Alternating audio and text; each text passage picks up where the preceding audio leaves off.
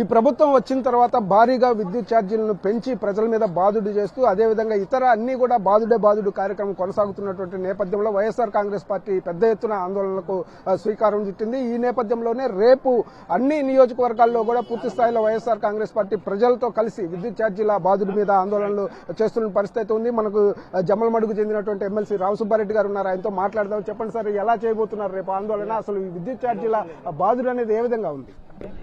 ఈరోజు మనం అందరం కూడా కూటమి ప్రభుత్వం ఏదైతే ఉందో ఇప్పుడు పరిపాలనలో ఎన్నికల ముందు ఇచ్చినటువంటి హామీలకు జరుగుతున్న పరిపాలనకు పూర్తి విరుద్ధంగా జరుగుతూ ఉంది.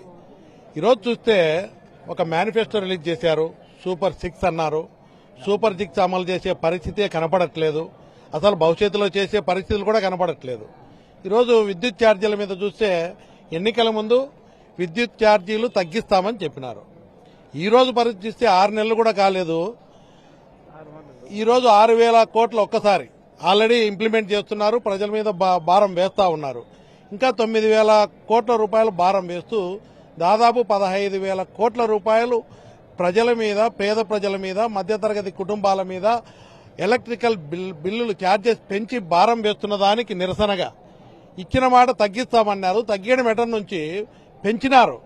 దీనికి నిరసనగా వైఎస్ఆర్సీపీ పార్టీ మన నాయకుడు జగన్మోహన్ రెడ్డి గారి పిలుపు మేరకు ప్రజల్లో కూడా పూర్తి వ్యతిరేకత వస్తూ ఉంది. అంటే ఇచ్చిన మాట నిలబెట్టుకోలేని పరిస్థితి. కాబట్టి పెద్ద ఎత్తున రేపు ఆందోళన చేయబోతున్నారు. అందరినీ కూడా ప్రజలందరూ కూడా ప్రజల భాగస్వాములతో ప్రజా వ్యతిరేక నిర్ణయాలపై విద్యుత్ ఛార్జీలు తగ్గించేంత వరకు కూడా ఈ పోరాటం చేస్తామని చెప్పి పార్టీ పిలిపించింది. దానికి తగ్గట్టుగా ప్రజలు కూడా స్వచ్ఛందంగా రేపు తప్పకుండా వస్తారు పెద్ద ఎత్తున. అంటే ఇప్పుడు చంద్రబాబు నాయుడు గారు కానీ, పవన్ కళ్యాణ్ గారు కానీ వీళ్ళు ఎన్నికల ప్రచారంలో అసలు విద్యుత్ ఛార్జీలు పైసా కూడా మేము పెంచబోమని స్పష్టమైనటువంటి హామీ ఇచ్చారు. మరి ఎందుకని ఇప్పటికే 2 సార్లు 15,000 కోట్లు అంటున్నారు? మీరు ఎందుకని పెంచినారు? అదే కదా, ఇప్పుడు ప్రజలకు కూడా గతంలో కూటమి ప్రభుత్వం ఇస్తున్నటువంటి హామీలు ఏవైతే ఉన్నాయో అమలుకు సాధ్యం కాని హామీలు అని చెప్పి మన నాయకుడు కూడా చెప్పడం జరిగింది. ఈరోజు రైతులకు విషయం చూస్తే గిట్టుబాటు ధర లేదు. అదేవిధంగా రైతులకు ఇస్తా ఉన్నటువంటి రైతు భరోసా ఏదైతే ఉందో 20,000 రూపాయలు ఇవ్వలేదు ఇంతవరకు కూడా.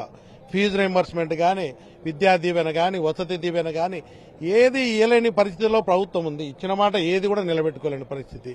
గతంలో చూసాం, మన నాయకుడు జగన్మోహన్ రెడ్డి గారు ఏదైతే నవరత్నాలు ఆ రోజు అమలు చేస్తానని చెప్పాడో తూచా తప్పకుండా చేసినటువంటి నాయకుడు. మేనిఫెస్టో ఈ దేశంలో ఇచ్చిన మాట ప్రకారం నెరవేర్చి ప్రజలకు ఇచ్చిన హామీని నెరవేర్చిన నాయకుడు జగన్మోహన్ రెడ్డి గారు. ఈరోజు కూటమి ప్రభుత్వం ఇచ్చిన హామీలు నెరవేర్చట్లేదు, దానికి విరుద్ధంగా ఇచ్చిన హామీలు నెరవేర్చలేదు, ప్రజల మీద భారం వేస్తూ ఏ పథకం కూడా అమలు చేయలేని పరిస్థితిలో ప్రజలందరూ కూడా పూర్తి వ్యతిరేకత ఉంది కూటమి ప్రభుత్వం. మీరు గ్రౌండ్ లోకి వెళ్తారు, ప్రజల దగ్గర కూడా, మీ దగ్గర కూడా ప్రజలు వచ్చి సమస్యలు చెప్పుకుంటున్న పరిస్థితి ఎట్లా ఉంది? విద్యుత్ ఛార్జీలు కానీ, పింఛన్లు కొన్ని తీసేస్తున్నారంటున్నారు, ప్రజల్లో స్పందన ఏ విధంగా? ప్రజల్లో కూటమి ప్రభుత్వం మీద కొద్దిగా వాళ్ళందరూ కూడా వాళ్ళు ఇచ్చిన హామీలతో కొంత ఆశపడి ప్రజలు నమ్మి ఓట్లేశారు. ఇచ్చిన 6 నెలల్లోనే ఈ ప్రభుత్వం చేయలేదని ఒక నిర్ణయానికి ప్రజలు కూడా వచ్చేసినారు. ఇంకా ఆశలు కూడా లేవు. ఈ 5 సంవత్సరాల్లో 4 సంవత్సరాల్లో కూడా చేస్తారనే నమ్మకం ప్రజలకు లేదు. ప్రజలందరూ కూడా ఈ కూటమి ప్రభుత్వం మీద పూర్తిగా విశ్వాసం కోల్పోయినారు. ఈరోజు మనం ఉద్యమాలు పిలిపిస్తే, మన రైతుల కోసం పిలిపిస్తే పెద్ద ఎత్తున పాల్గొంటున్నారు. రేపు కూడా విద్యుత్ ఛార్జీలు పెంచిన దాన్ని తగ్గించాలని డిమాండ్ చేస్తూ ప్రజలు స్వచ్ఛందంగా పాల్గొంటారు. ఈ నిర్ణయం తగ్గించేంత వరకు కూడా ప్రజా పోరాటం జరుగుతుంది. ఈ నిర్ణయం ఏదైతే విద్యుత్ ఛార్జీలు తగ్గించేంత వరకు కూడా ప్రజా పోరాటం జరుగుతుంది. వైఎస్ఆర్ కాంగ్రెస్ పార్టీ ప్రజలతో కలిసి పెద్ద ఎత్తున ఆందోళనకు దిగేటువంటి పరిస్థితి అయితే స్పష్టంగా ఉంది. రేపు సక్సెస్ చేసి ప్రజల నాడిని ఏదైతే ఈ ప్రభుత్వానికి తెలిసేలా చేస్తామని చెప్పేసి కూడా రామసుబ్బారెడ్డి చెప్తున్న పరిస్థితి ఉంది. కెమెరామెన్ ఎల్ఐతో శ్రీనివాస్, సాక్షి న్యూస్, పులివెందుల నుంచి.